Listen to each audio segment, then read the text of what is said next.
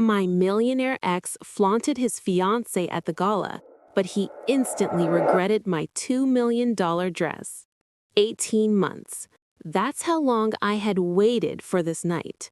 18 months of silence, of rebuilding, of becoming someone James Whitfield never imagined I could be. Time to show James Whitfield what he threw away. My phone buzzed. A text from him. "Can't wait to see you tonight. Hope you're doing okay." I smiled at the screen. Not a bitter smile. Not anymore. Just the quiet smile of a woman who knows exactly what's coming. James thought he was inviting his broken ex-wife to witness his victory lap. He thought I would show up in something modest, maybe a little too much makeup to hide the sadness, clutching my purse like a lifeline while I watched him parade his 26-year-old fiancée around the ballroom. He wanted to humiliate me in front of everyone, just to prove he was better. But he had no idea. The car slowed as we approached the Pierre Hotel. Through the window, I could see the red carpet, the photographers, the glittering guests arriving in their designer gowns and tailored tuxedos. James had rented the entire grand ballroom for his engagement party. 300 guests, the elite of Manhattan's business world. Every person who mattered in real estate development was inside those doors, including 4 investors who were about to change everything. My driver opened the door. I took a breath, feeling the diamonds shift against my chest like armor made of starlight. Before we dive in, tell us in the comments which city you're watching from. And don't forget to rate this story from 0 to 10 at the end. Now, let's continue. I need to take you back. Back to a time when I believed love could conquer anything, including the suffocating weight of old money and older expectations. I met James at a charity auction in Connecticut 6 years ago. I was 28, a junior architect at a mid-sized firm, working 80-hour weeks and dreaming of one day designing buildings that would change skylines. He was 34, impossibly handsome in that effortless way that only generational wealth can buy, with dark hair and eyes the color of expensive whiskey. His family, the Whitfields, had been developing luxury properties in Manhattan since his great-grandfather bought half of the Upper East Side for pennies during the Depression. James was the heir apparent, being groomed to take over the empire. And that night, standing in front of a painting neither of us cared about, he looked at me like I was the only woman in the room. I should have known then, should have recognized the way his eyes cataloged me, my simple black dress, my lack of diamonds, the way I actually knew something about architecture instead of just nodding along. I was different from the women he usually dated. I was a project. But I didn't see it. I saw charm. I saw intelligence. I saw a man who laughed at my jokes and remembered the name of my childhood dog and flew me to Paris for our 3rd date just because I mentioned I'd never been. We were married within a year. A ceremony at his family's estate in the Hamptons, 400 guests, a dress that cost more than my yearly salary. My parents sat in the front row looking slightly terrified, their modest suburban home suddenly replaced by a world of private jets and summer houses and last names that opened every door in the city. The first year was a dream. James was attentive, passionate, proud to show me off. He introduced me as his architect wife, the one with all the brilliant ideas. When I pitched a sustainable housing concept at one of his family dinners, he beamed at me across the table. "That's my girl," he said, always thinking ahead. His father, Richard Whitfield, was less impressed. I caught him watching me sometimes with those cold gray eyes, like he was waiting for me to make a mistake, to prove I didn't belong. I didn't understand it then, but James's pride in me was conditional. It only existed when my ideas made him look good, when my brilliance reflected onto him. The shift happened slowly, so slowly I almost didn't notice. By our 2nd anniversary, James had stopped introducing me as an architect. I was just his wife. When I spoke at dinner parties about design or development, he would gently interrupt, redirect the conversation, pat my hand like I was a child who had spoken out of turn. "You're so cute when you get passionate about buildings," he told me once. "But let's let the men talk business, okay, sweetheart?" I told myself he was stressed. The company was expanding. His father was putting pressure on him. He didn't mean to diminish me. He loved me. Then came the Hartley Project. It was supposed to be my breakthrough. A mixed-use development in Brooklyn, affordable housing, green spaces, sustainable energy, community centers. I had worked on the proposal for 8 months, staying up until 3 in the morning perfecting every detail. It was innovative. It was profitable. It was everything James's company claimed to stand for. I presented it at a board meeting, my heart pounding with excitement and nerves. 15 men in suits stared at me from around a mahogany table.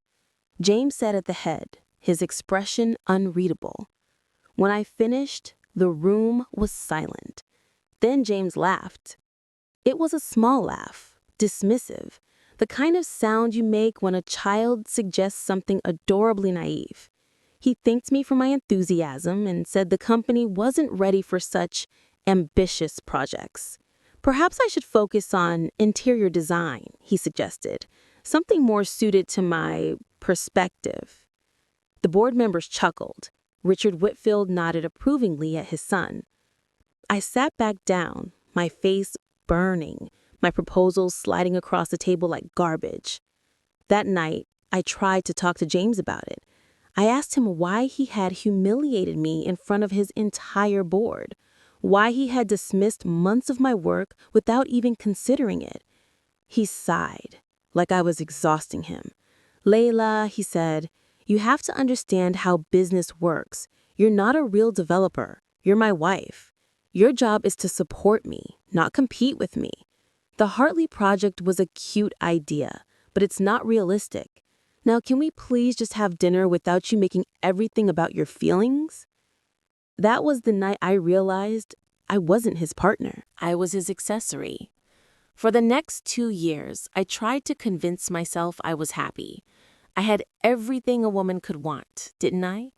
A penthouse on Park Avenue, a closet full of designer clothes, invitations to every event that mattered, a husband who bought me diamonds for every birthday and anniversary, who held my hand at galas and called me beautiful in front of photographers. But behind closed doors, James was someone else entirely. He started coming home later and later. Business dinners, he said, investor meetings, important connections. I would wait in that enormous penthouse, surrounded by furniture that cost more than my parents' house, eating dinner alone while the city sparkled indifferently outside the windows. When he was home, he was distant, distracted. He would scroll through his phone during our conversations, answering my questions with grunts and half nods. If I asked about his day, he would say I wouldn't understand. If I tried to discuss my own work, I had started freelancing for small architecture firms, desperate to keep some part of myself alive. He would change the subject. "You don't need to work," he told me once, genuine confusion in his voice. "I provide everything for you. Why would you want to stress yourself out?" But the worst part wasn't his indifference. It was the way he made me feel small. He criticized everything. The way I dressed, too simple, not elegant enough for his world. The way I spoke, too direct, too opinionated. "You need to learn to be more feminine, Layla." The way I decorated our home. "I hired a professional. Why did you move those cushions?" He undermined my confidence so gradually, so constantly, that I started to believe him. Maybe I wasn't smart enough. Maybe I wasn't sophisticated enough. Maybe I should just be grateful for what I had and stop wanting more. I was 32 years old and I had forgotten what it felt like to trust my own judgment. Then I found the messages. It was an accident. James left his phone on the bathroom counter while he showered, and it buzzed with a notification. I glanced at the screen without thinking, expecting a work email. What I saw was a photo. A woman in lingerie posing on a bed I didn't recognize. "Miss you already," the caption read, followed by a string of emojis, followed by a name, Megan. I stood there, frozen, the steam from the shower filling the room like fog. My hands were shaking. My heart was pounding so hard I could feel it in my temples. For a moment, I convinced myself I was wrong. It was a mistake, a wrong number, something, anything but what it obviously was. James emerged from the shower, toweling off his hair, and saw me standing there with his phone in my hand. His face went through a journey in that moment. Surprise, calculation, then, most disturbing of all, something that looked almost like relief. "Layla," he said, his voice calm and reasonable, like he was explaining something to a slow child. "Let's not make this into a big thing." That was it. That was all he had to say. After 5 years of marriage, after everything I had given up for him, after slowly erasing myself to fit into his world, he looked at me like I was an inconvenience. "Who is she?" I asked, my voice barely a whisper. He shrugged. "A business associate's daughter. It's not serious. These things happen in marriages like ours, Layla. You're being naive if you thought they wouldn't." These things happen. Like infidelity was as inevitable as rain. Like I was foolish to expect fidelity, loyalty, basic respect. I asked him how long it had been going on. He smiled, actually smiled, and told me it didn't matter. What mattered was that I understand my position. He was James Whitfield. He had needs, and I had a very comfortable life that I would be stupid to throw away over something as common as a little affair. "If you try to leave," he added, his smile hardening into something cold, "you'll get nothing. My lawyers will make sure of it. You signed a prenup, remember? You walk away from this marriage with exactly what you brought into it, which, let's be honest, Layla, wasn't much." He walked past me, dropped a kiss on my forehead like I was a child he was dismissing, and went downstairs to pour himself a scotch. I stood in that bathroom for a long time, staring at my reflection in the fogged mirror. The woman looking back at me was a stranger. Hollowed out, defeated. Someone I didn't recognize. That was the night I decided to leave, but not the way James expected. I spent the next 3 months planning my escape. James thought I had accepted his terms. I played the part perfectly, the dutiful wife who looked the other way, who smiled at dinner parties, who pretended not to notice when he came home smelling like another woman's perfume. He was so arrogant, so utterly convinced of his own power, that it never occurred to him I might be dangerous. Men like James never see the threat coming from women they've dismissed. Every morning, I would kiss him goodbye as he left for the office, then spend the rest of the day building my escape route. I downloaded every document I had ever created for Whitfield Development onto a secure drive. I photographed receipts, emails, meeting notes, anything that proved my contributions to the company. I wasn't planning to sue them. I just wanted to know exactly what was mine. I also started exercising again, running in Central Park at dawn before James woke up, yoga classes at a studio downtown where no one from his social circle would ever set foot. It sounds trivial, but those hours of physical movement were the first steps toward reclaiming my body, my mind, my sense of self. Most importantly, I started meeting with lawyers in secret. Not divorce lawyers, not yet.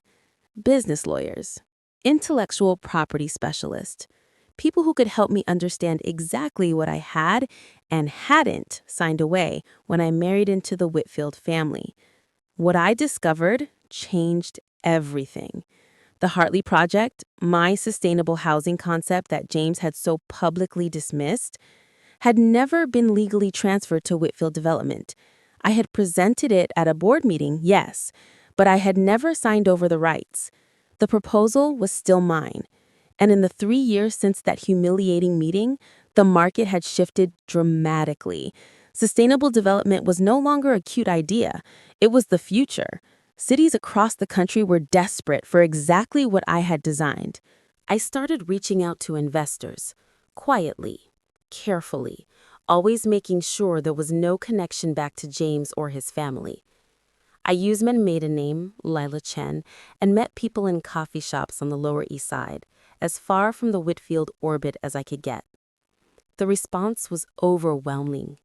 Within 6 months, I had secured preliminary interest from 4 major investment groups. The Pattersons, old money from Boston who had pivoted hard into green technology. The Nakamuras, a Japanese-American family with deep pockets and a genuine commitment to affordable housing. Victoria Chen, no relation, a self-made billionaire who had built her fortune in sustainable energy. And Marcus Webb, a former Goldman partner who had left Wall Street to fund projects that actually mattered. All 4 of them saw what James had been too blind to see. My project wasn't just profitable, it was revolutionary. The meetings with these investors were some of the most validating experiences of my life. After years of being dismissed and belittled, I would sit across from people worth billions of dollars and watch them nod along with my ideas, watch them ask intelligent questions, watch them treat me like a professional, like an equal, like someone whose opinion actually mattered. Victoria Chan, in particular, became something like a mentor to me. She had built her fortune from nothing, had faced her own share of men who underestimated her. During one of our early meetings, she looked at me across the table and said something I will never forget. "Your ex-husband is an idiot," she said matter-of-factly. "Not because he left you, but because he couldn't see what he had. That kind of blindness is its own punishment. You don't need to do anything to him. Just succeed. That will hurt him more than anything you could deliberately plan." She was right. She was absolutely right. But I wasn't ready to reveal myself. Not yet. First, I had to leave James. I chose my moment carefully. A Sunday morning when he was relaxed and unsuspecting, reading the Financial Times in his favorite armchair. I walked into the living room and told him I wanted a divorce.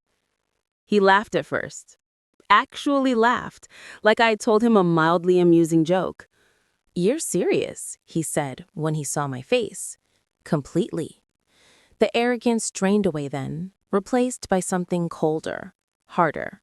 The real James, the one I had glimpsed in flashes over the years, but had always made excuses for. "You'll regret this," he said quietly. "You have no idea what you're giving up." "I think I do," I replied, "and I think I'm fine with it." The divorce proceedings were exactly as brutal as he had promised. His lawyers were sharks, circling around every asset, trying to leave me with nothing. They brought up the prenup like a weapon, waving it in my face, reminding me that I had no claim to the Whitfield fortune. I didn't fight them. I sat in that conference room with my modest lawyer, and I agreed to their terms. I would walk away with a small settlement, barely enough to rent a decent apartment in Manhattan, and nothing else. No alimony, no stake in the company, nothing but the clothes on my back and my own name. James was so pleased with himself. He actually shook my hand after we signed the papers, like we were colleagues concluding a successful business deal. "No hard feelings, right, Layla?" he said, that smug smile on his face. "You'll land on your feet, maybe find a nice accountant or something." I smiled back, sweet and empty, and said I hoped he would be very happy with Megan. He laughed. Of course he did. He had no idea that I had already won. The 18 months after my divorce were the hardest and most exhilarating of my life. I moved into a tiny apartment in Brooklyn, a studio that was smaller than the closet in my old penthouse. The first night there, I sat on my second-hand couch and cried. Not because I missed James or the lifestyle or any of it, but because I finally felt like I could breathe. The walls were thin and the neighbors were loud and the kitchen sink dripped constantly, but it was mine. Every inch of it was mine. I lived on savings and freelance work, pouring every spare dollar into building my company. I ate ramen and cheap takeout. I wore the same 3 outfits on rotation. I learned to find furniture on the sidewalk and fix broken things myself. And you know what? I was happy. Genuinely, deeply happy for the first time in years. I hired a team. Small at first, just 2 other architects who believed in my vision, but it grew. Sarah had been my colleague at my old firm back before James, and she jumped at the chance to build something meaningful. Derek was a young genius fresh out of Columbia who sent me his portfolio unsolicited and blew my mind. Together, we worked 18-hour days, refining the Hartley project, expanding it into something even bigger than I had originally imagined. I called it Phoenix Development because I was rising from ashes James didn't even know he had created. By the 1-year anniversary of my divorce, we had broken ground on our first project, a mixed-use development in Newark, affordable housing, green spaces, solar panels on every roof. It was everything I had dreamed of, and it was mine. The investors were thrilled. Victoria Chen called me personally after the groundbreaking ceremony, her voice warm with approval. "You know," she said, "I've been doing this for 30 years, and I can count on one hand the number of times I've seen someone build something this impressive, this fast. You're the real deal, Layla." I thanked her, my voice steady despite the tears in my eyes. But the best part, the part I had been waiting for, came 6 months later. James was trying to close a major deal, a luxury development in Manhattan, the kind of project that would cement his reputation as the new face of Whitfield Development. He needed investors, big ones.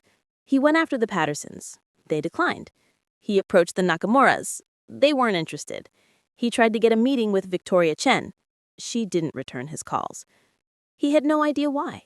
These were people who had invested with his family for decades. Why were they suddenly freezing him out? What James didn't know, what he couldn't possibly have known, was that all 4 of my investors were now part of his social circle. They attended the same galas, the same charity auctions, the same exclusive events where Manhattan's elite gathered to see and be seen. They knew James Whitfield. They knew his company. And they had chosen me instead. It was Victoria who told me about the engagement party. She mentioned it casually over lunch, her eyes twinkling with something that looked suspiciously like mischief. "I hear your ex-husband is getting married," she said, "to that Instagram girl. He's throwing quite the party at the Pierre. Very exclusive, very James." I nodded, keeping my face neutral. I had heard about Megan, of course. 26 years old, 2 million followers. The kind of woman who posted selfies with inspirational quotes about manifesting abundance. James had started dating her before our divorce was even finalized. He was clearly trying to prove something to himself, to the world, maybe to me. "Actually," Victoria continued, stirring her tea, "I believe you're on the guest list. Word is James wants to show everyone how civilized your divorce was, what good friends you've remained." I almost laughed. Friends. James didn't want my friendship. He wanted to parade me in front of his new fiancée to show Megan that even his ex-wife had to bow to his magnificence. He wanted me to see what I had lost. He expected me to show up, humble and heartbroken. That was when I made my decision. I called my designer friend Pierre, a brilliant Frenchman I had met through Victoria, who created custom pieces for royalty and billionaires. I told him I needed a dress, something unforgettable, something that would make every other woman in that room look like they were wearing curtains. And I told him money was no object. Pierre laughed in delight. "Ma chérie," he said, "for you, I will create a masterpiece." 3 weeks later, I stood in his studio on the Upper West Side, staring at my reflection in a floor-to-ceiling mirror. The dress was midnight blue, so dark it was almost black, the color of the sky just before dawn. The silk was from Como, the construction flawless, every seam invisible. But that wasn't what made it special. The diamonds made it special. They were scattered across the fabric like stars fallen from heaven. Real diamonds, hundreds of them, ranging from tiny chips to stones the size of my thumbnail. They caught the light with every movement, transforming the dress into something that looked almost liquid, almost alive. $2 million, Pierre told me, watching my face. But for the woman who is about to destroy her ex-husband's engagement party, I think it is worth every penny, no? I looked at myself in that mirror, at the woman I had become. Strong, confident, powerful. Yes, I said, it's worth every penny. The night of the gala, I took my time getting ready. I did my own makeup, natural, glowing, the kind of beauty that looks effortless, even when it takes an hour. My hair was pulled back in a sleek chignon, exposing my neck and shoulders, giving the diamonds room to breathe. I kept my jewelry minimal, just a pair of simple diamond studs my grandmother had given me. The dress was statement enough. I arrived at the pier exactly 45 minutes late. This was calculated. I wanted the party to be in full swing. I wanted everyone already there, drinks in hand, attention starting to wander. I wanted James to be just beginning to wonder if I would show up at all. The car pulled up to the red carpet. A valet opened my door. And then I stepped out. I have been to a lot of events in my life. I have seen heads turn, have heard the subtle shift in conversation when someone important enters a room. But I have never experienced anything like that moment. The photographers went silent first. Then the flashes started. 1, 2, a dozen, 100, until I was walking through a strobe light of attention. People on the carpet stopped moving. Conversations died mid-sentence. Every single eye turned to look at me. I kept my chin high and my pace slow. Let them look. Let them wonder. Let them see exactly what James Whitfield had thrown away. The ballroom doors opened and I stepped inside. The Grand Ballroom at the Pier is one of the most beautiful rooms in Manhattan. Crystal chandeliers, gilded ceilings, windows overlooking Central Park. James had filled it with flowers, white roses and orchids, hundreds of thousands of dollars worth of blooms cascading from every surface. But when I walked in, nobody was looking at the flowers. The room went quiet. Not completely silent. There was still the soft clink of glasses, the murmur of voices in the far corners, but quiet in the way that happens when everyone is trying very hard to pretend they're not staring. I spotted James immediately. He was standing near the stage with Megan, her hand possessively on his arm, her white dress designed to make her look bridal and innocent. She was pretty in an obvious way. All Instagram filters come to life.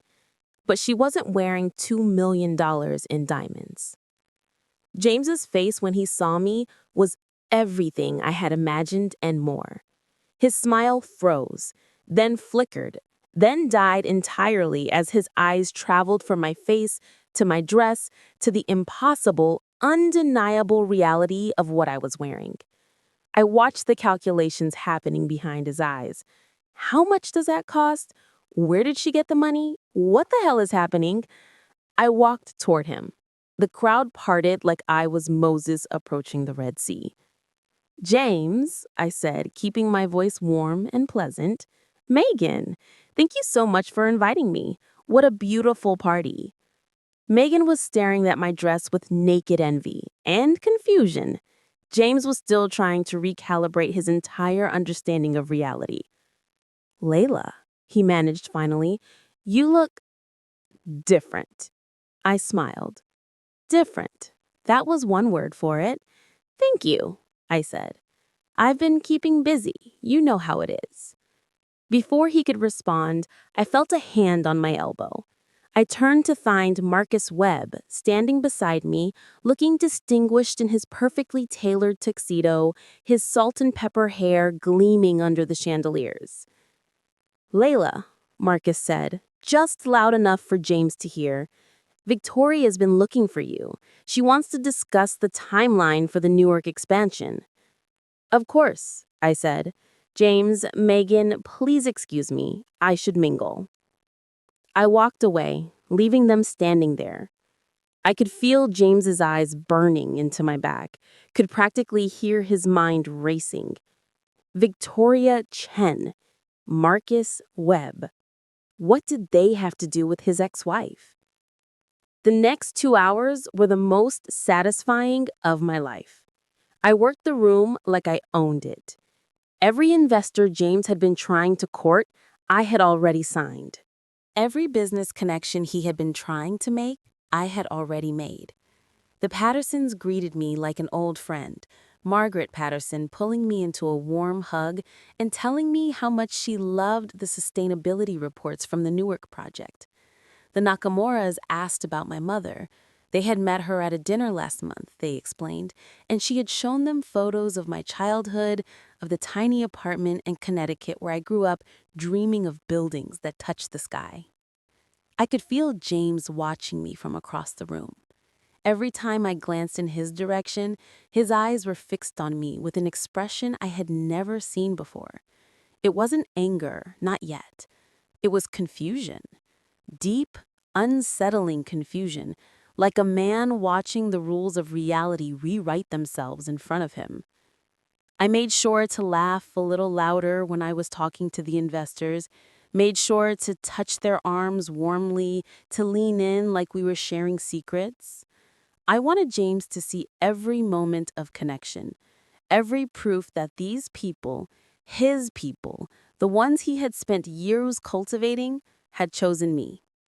About an hour into the party, I found myself in conversation with Richard Whitfield, James's father, the patriarch of the family empire, the man who had looked at me with cold suspicion from the very first day we met.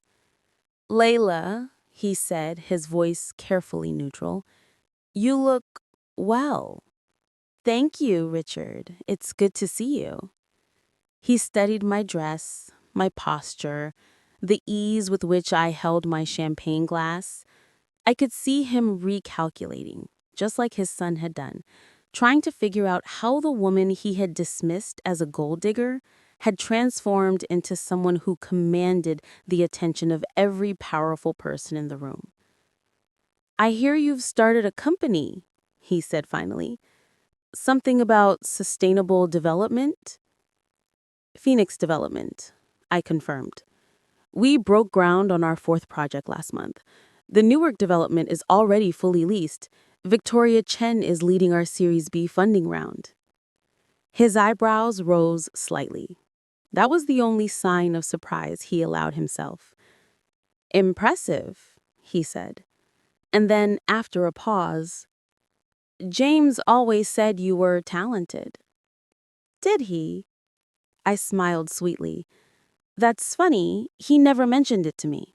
I excused myself before he could respond, leaving him standing there with something that might have been regret flickering in those cold gray eyes.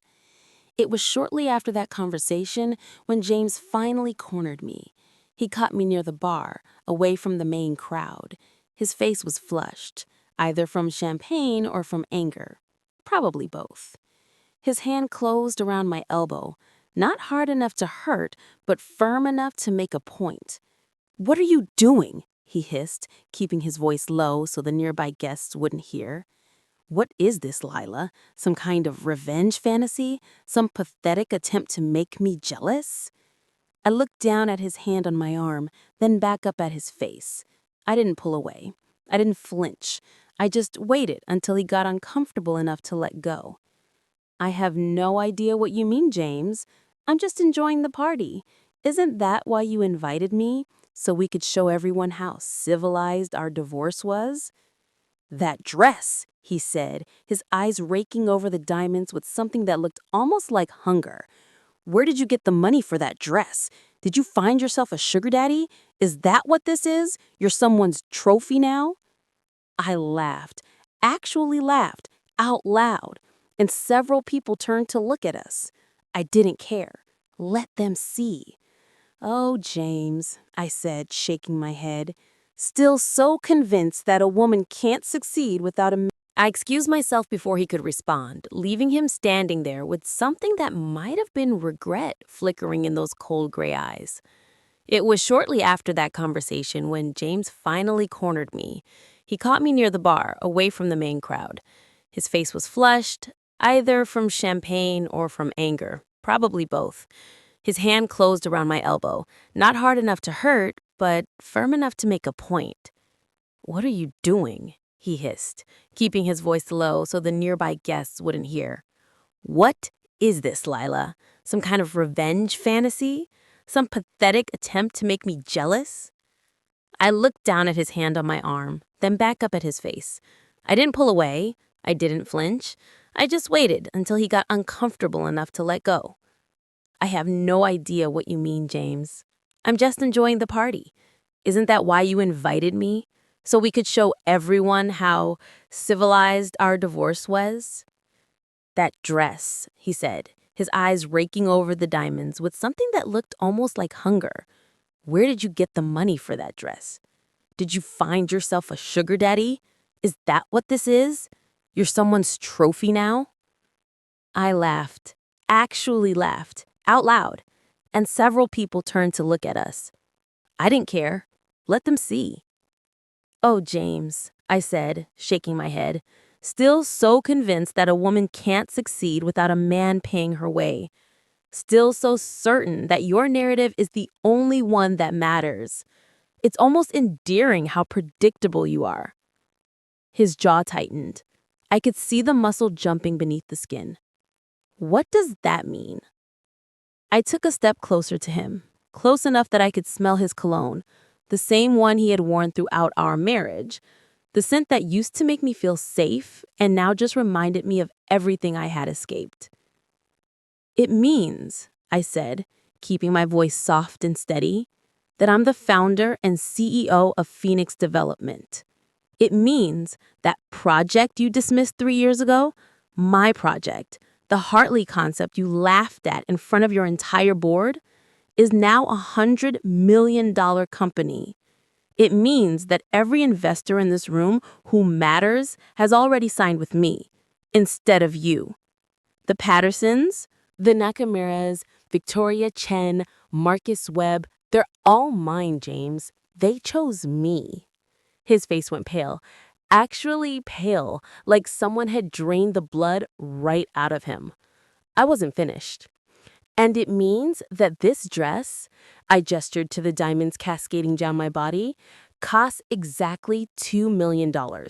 And I paid for it myself, with money I earned, from the company I built, while you were too busy cheating on me to notice that your wife was a genius." I stepped back, watching him struggle to find words. For once in his life, James Whitfield had nothing to say. "Enjoy your party, James. I hope Megan makes you very happy. And I hope you find some new investors soon. I hear the Riverside project is struggling to secure funding." I turned and walked away, my heels clicking against the marble floor. I didn't look back. I didn't need to. I could feel his eyes burning into my back, could practically hear his world crumbling around him.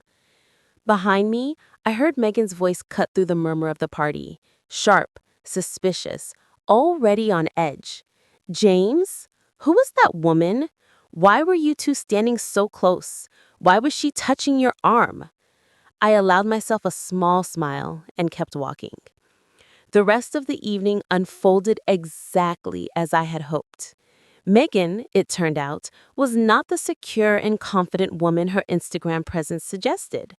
Behind the filters and the inspirational quotes and the carefully curated images of her perfect life, she was deeply insecure, jealous, possessive, and she had seen the way James looked at me when I walked in, the way everyone looked at me.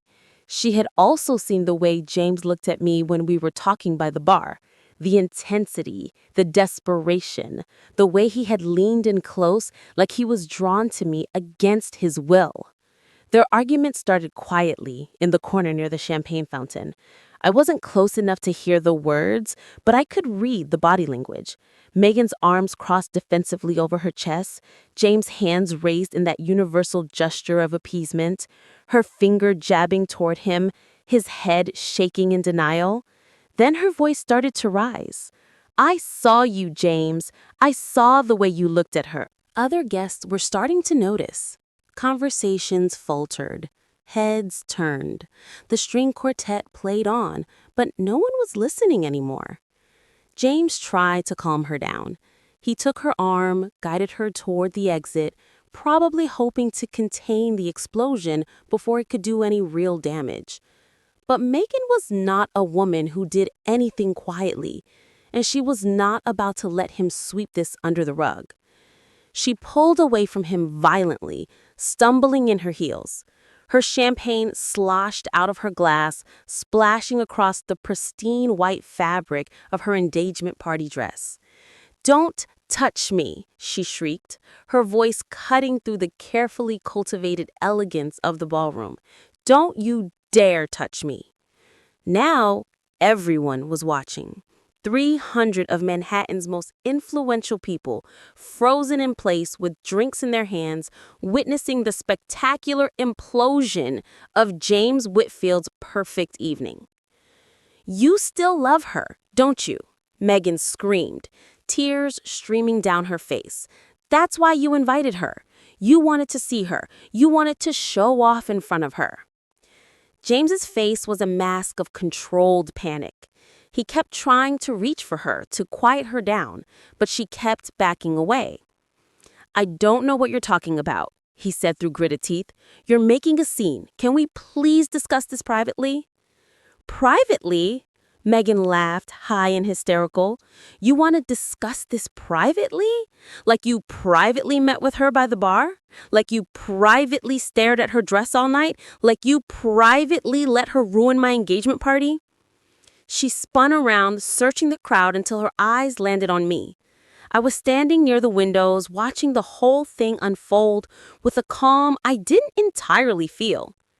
"You!" she shouted, pointing at me with a shaking finger.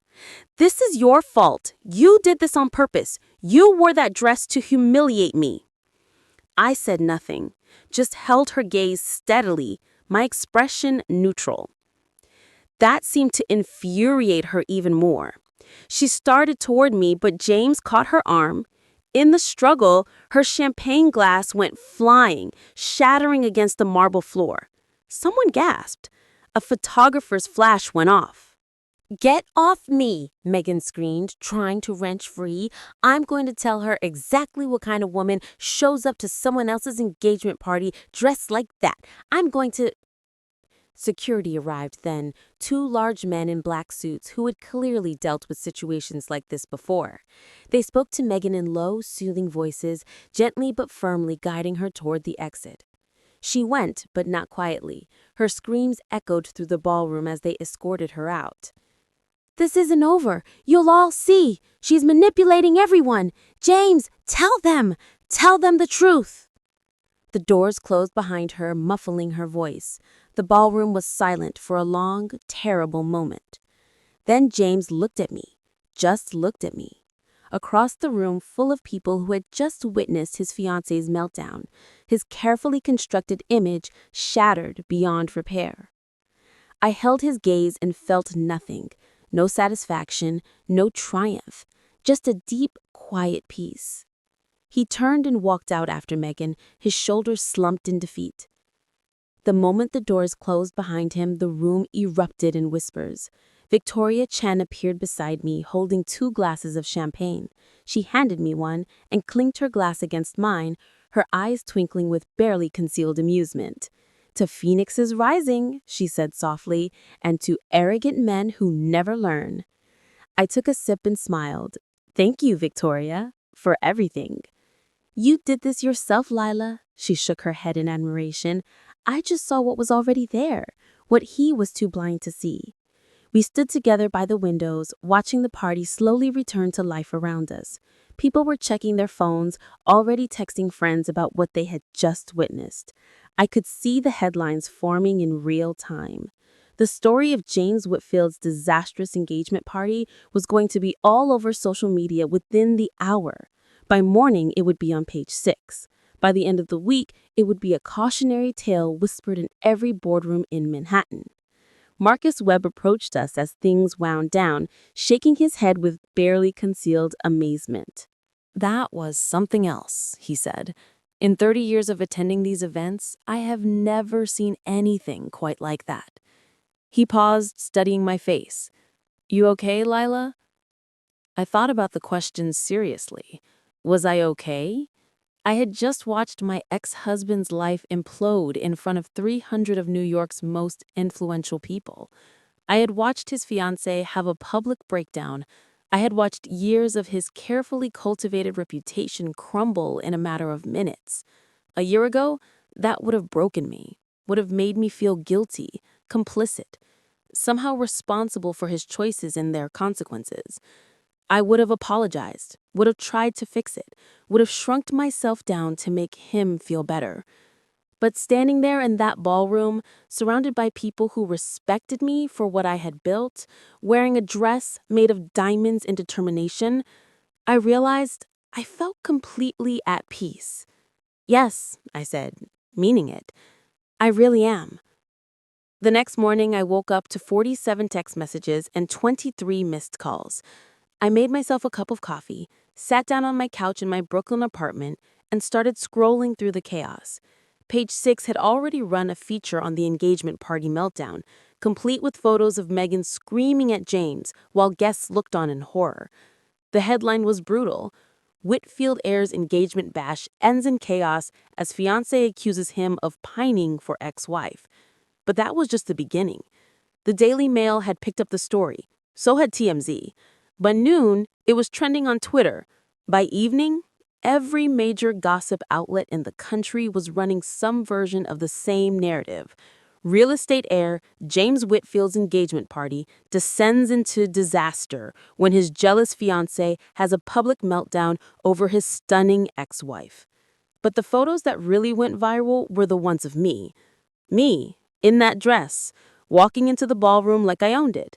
Me, laughing with Victoria Chen, our heads tilted together like old friends sharing secrets. Me shaking hands with Marcus Webb, both of us smiling like we knew something no one else did. Me, standing near the window, serene and untouchable, while chaos erupted in the background. Someone had captured the exact moment Meghan started screaming, and in the corner of the frame, you could see me. Calm, composed, not a single hair out of place. The contrast was devastating. The internet dubbed it the revenge dress of the decade. Fashion bloggers analyzed every seam, every diamond, every fold of fabric. They tracked down Pierre and interviewed him about the design process. They calculated the exact carat weight of the diamonds. They wrote think pieces about what it meant for a divorced woman to show up to her ex-husband's engagement party wearing more money than most people make in a lifetime. But it wasn't just the fashion world paying attention. Business journalists started digging into Phoenix development, into my story, into how James Whitfield's ex-wife had quietly built an empire while he wasn't looking. They found the old board meeting minutes where James had dismissed my Hartley project as unrealistic and unsuited to my perspective. They interviewed people who had worked with me, who confirmed that I was the brains behind some of Whitfield Development's most successful concepts. The narrative shifted from jealous ex-wife crashes party to visionary businesswoman outshines dismissive ex-husband. Within a week, I was on the cover of Forbes. The headline read, "The Phoenix Rises: How Layla Chen Turned Rejection into a $100 million empire." The article told my whole story: the marriage, the dismissal, the divorce, the 18 months of silent rebuilding, the dress. Everything. It also included a quote from Victoria Chen. "Layla is one of the most talented developers I've ever worked with. The fact that her ex-husband couldn't see that says everything about his judgment and nothing about her abilities." Within a month, 3 more investors had approached us, eager to be part of whatever we were building. Our waiting list for the Newark apartments was 6 months long. Cities across the country were reaching out, asking if we could replicate our model in their communities. Within a year, Phoenix Development had broken ground on 4 more projects: affordable housing in Baltimore, a sustainable community center in Detroit, a mixed-use development in Philadelphia, and a green housing initiative in Atlanta. Every project carried the same principles: environmental responsibility, community focus, dignity for the people who would actually live there. We weren't building monuments to wealth, we were building homes. James, meanwhile, was struggling. The investors he had been counting on never materialized. The Pattersons formally withdrew from his Riverside project 2 weeks after the engagement party. The Nakamuras followed a month later. Victoria Chen gave an interview where she pointedly declined to comment on why she had never invested with Whitfield Development, which was somehow more damaging than any direct criticism. The Whitfield board, including his own father, started questioning his judgment. There were rumors of tense meetings, of shouting matches behind closed doors, of Richard Whitfield threatening to bring in outside leadership if James couldn't turn things around. His engagement to Meghan fell apart 2 months after the party. The final straw, according to the tabloids, was when she discovered he had been texting other women throughout their entire relationship. She sold her story to Us Weekly, detailing every unflattering thing about their time together. His obsession with proving he was better than his ex-wife, she told the magazine. It was constant. Every time Layla's company made the news, he would spiral. He would drink too much and rant about how she had stolen his investors, his ideas, his future.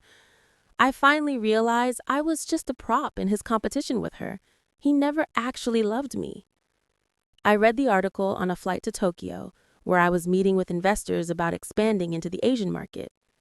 I read Meghan's words, bitter, wounded, embarrassingly detailed, and I felt a brief flicker of something. Not satisfaction exactly, not triumph, just resolution. The closing of a chapter, the final note in a song that had been playing for far too long. James Whitfield had tried to make me small. He had dismissed my ideas, diminished my worth, treated me like an accessory to his life rather than a person with my own dreams and abilities. He had cheated on me, gaslit me, threatened me with financial ruin if I dared to leave. And now he was watching me soar while his world crumbled around him. That wasn't revenge. I hadn't done anything to him.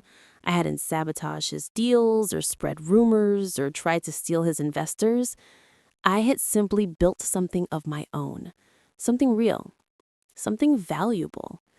His destruction was entirely self-inflicted, the consequence of years of arrogance, of cruelty, of believing that the rules didn't apply to him. That's the thing about karma that people don't understand. It's not some mystical force that punishes wrongdoers. It's just consequence. Actions have outcomes. Treat people badly for long enough, and eventually it catches up to you. James had been running from consequences his whole life. His money and his family name had always protected him, had always smoothed over his mistakes and cleaned up his messes. But money can't buy respect. A family name can't manufacture genuine connection. And all the privilege in the world can't protect you from the inevitable result of being a person that no one actually wants to be around. He was learning that now, the hard way, alone. I'm telling you this story not because I want you to feel sorry for me, not because I want you to celebrate James's downfall. I'm telling you because I want you to understand something important. Your value is not determined by how someone else sees you. For years, I let James define my worth. I shrunk myself to fit into his world, silenced my own voice to make room for his ego, accepted his crumbs of approval like they were gold. I believed him when he said I wasn't smart enough, ambitious enough, sophisticated enough. I was wrong. The woman who walked into that gala, the woman in the $2 million dress, wasn't someone new. She was who I had always been underneath. Strong, capable, brilliant in my own right. James hadn't created that woman. He had just buried her under years of criticism and control. The moment I stopped listening to his voice in my head was the moment I started to rise. If you're in a relationship where someone makes you feel small, whether it's a husband, a partner, a boss, a friend, I want you to know something. Their opinion of you is not your truth. Their limitations do not define your potential. Their inability to see your worth says everything about them and nothing about you. You deserve someone who celebrates your light, not someone who tries to dim it. And if they can't see what they have in you, if they dismiss you, underestimate you, throw you away for something shinier and younger and more compliant, let them. Let them learn the hard way what they lost. Because the universe has a way of settling accounts, not through revenge or bitterness, but through the simple mathematics of consequence. People who treat others poorly eventually find themselves surrounded by the emptiness they created. People who build their success on putting others down eventually watch that foundation crumble. You don't have to destroy them. You just have to outlive their narrative. Build your own story, one where you're the hero, not the victim. One where your success is measured not by what you took from someone else, but by what you created yourself. That's what real power looks like. Not revenge, not bitterness, not spending your life trying to prove something to someone who never deserved your energy in the first place. Real power is waking up every morning excited about your own life. It's being surrounded by people who lift you up instead of tear you down. It's looking in the mirror and liking the person looking back at you. James never gave me that. I had to find it myself. And once I did, I realized I never needed him at all. Last month, I received an email from James. He congratulated me on the Forbes features, said he always knew I was talented, asked if maybe we could get coffee sometime for old time's sake. I read it twice. Then I deleted it without responding. Some doors don't need to be reopened. Some chapters are better left closed. I have a company to run. I have buildings to design. I have a future to build, one that has nothing to do with James Whitfield or his family name or the woman I used to be when I was married to him. That $2 million dress hangs in my closet now. I'll probably never wear it again, but sometimes, late at night, I walk past it and smile. It wasn't about the dress, not really. It wasn't about the diamonds or the entrance or the way James's face went pale when he realized what I had become.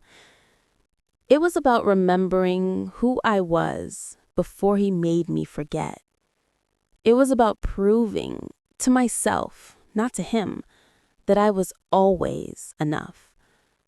And it was about writing a new story, one where I'm not the discarded wife, not the broken woman, not the cautionary tale about what happens when you marry above your station. I'm the architect of buildings, of dreams, of my own damn life. And I'm just getting started. If you're watching this and you're still in your golden cage, still shrinking yourself to fit someone else's idea of who you should be, please know that the door is not as locked as you think. It's terrifying to leave. I know. The unknown feels scarier than the familiar pain. But on the other side of that fear is a version of yourself you haven't met yet. A version who is stronger, braver, more capable than you can possibly imagine right now. She's waiting for you. Don't make her wait too long. Don't forget to subscribe to the channel for more stories. See you next time.